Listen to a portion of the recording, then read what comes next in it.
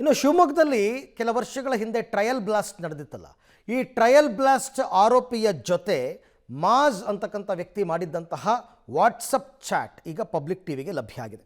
ಬೆಂಗಳೂರಿನಲ್ಲಿ ಎಲ್ಲೆಲ್ಲಿ ಬ್ಲಾಸ್ಟ್ ಮಾಡಬೇಕು, ಎಲ್ಲಿ ಬೆಂಕಿ ಹಚ್ಚಬೇಕು, ಬಾಂಬ್ ತಯಾರು ಮಾಡೋದು ಹೇಗೆ, ಬಾಂಬಿಂದ ಎಷ್ಟು ಜನನ ಸಾಯಿಸಬಹುದು, ಶಾಂತಿಗೆ ಹೇಗೆ ಭಂಗ ತರಬೇಕು, ಅಂದರೆ ಈಗ ಬೈಕ್ಗೆ ಬೆಂಕಿ ಹಚ್ಚೋದು, ಸ್ಕೂಟ್ರಿಗೆ ಬೆಂಕಿ ಹಚ್ಚಬೇಕು, ಹೀಗೆಲ್ಲ ಪ್ಲ್ಯಾನ್ ಮಾಡಿರೋದು ಬಯಲಾಗಿದೆ. ಹಾಗಾದರೆ ಈ ಭಯೋತ್ಪಾದಕ ಹೇಗೆಲ್ಲ ಪ್ಲ್ಯಾನ್ ಮಾಡಿದ್ದ, ಏನೆಲ್ಲ ವಾಟ್ಸಪ್ ಚಾಟ್ನಲ್ಲಿ ಮಾಹಿತಿ ಸಿಕ್ಕಿದೆ ಅಂತಕ್ಕಂಥದ್ದನ್ನು ನೋಡೋಣ.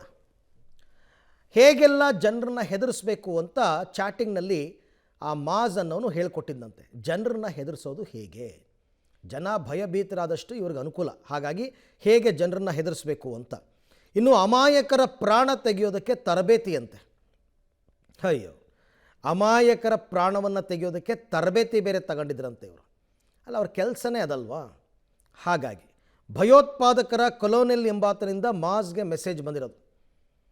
ಭಯೋತ್ಪಾದಕರ ಕೊಲೋನೆಲ್ ಅಲ್ಲ, ಭಯೋತ್ಪಾದಕರ ಕರ್ನಲ್ ಎಂಬಾತನಿಂದ ಮಾಜ್ಗೆ ಮೆಸೇಜ್ ಬಂದಿದೆಯಂತೆ.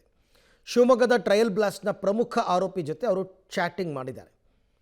DRDO, BHEL ಮತ್ತು BEL ಅಂತ ಇಂಗ್ಲೀಷ್ನಲ್ಲೇನೋ ಬರೆದಿದ್ದಾರಂತೆ. HALಗೆ ಸೇರಿ ಪ್ಲ್ಯಾನ್ ಮಾಡೋದಕ್ಕೆ ಮಾಜ್ನಿಂದ ಮುನೀರ್ಗೆ ಸೂಚನೆ ಹೋಗಿತ್ತಂತೆ. ಮುನೀರ್ HALಗೆ ಇಂಗ್ಲೀಷ್ ಅಂತ ಏನೋ ಒಂದು ವಿಚಾರ. ವಾಟ್ಸಪ್ ಮೆಸೆಂಜರ್ ಮೂಲಕ ಚಾಟ್ ಮಾಡ್ತಾ ಇದ್ದ ಈತ ಅಂತ ಗೊತ್ತಾಗಿದೆ. ವಾಟ್ಸಪ್ ಮತ್ತು ಮೆಸೆಂಜರ್ ಮುಖಾಂತರ ವಿದೇಶದಲ್ಲಿ ಕುಳಿತು ಭಾರತದಲ್ಲಿ ವಿಧ್ವಂಸಕ ಕೃತ್ಯ ನಡೆಸೋದಕ್ಕೆ ಪ್ಲ್ಯಾನ್. ಇವೆಲ್ಲವೂ ಕೂಡ NIA ತನಿಖೆ ಆಗಿದೆ. NIA ತನಿಖೆಗೆ ಪೂರಕವಾದಂತಹ ಕೆಲವೊಂದು ಸಾಕ್ಷ್ಯಗಳು ಈಗ ಸಿಕ್ಕಿದೆ.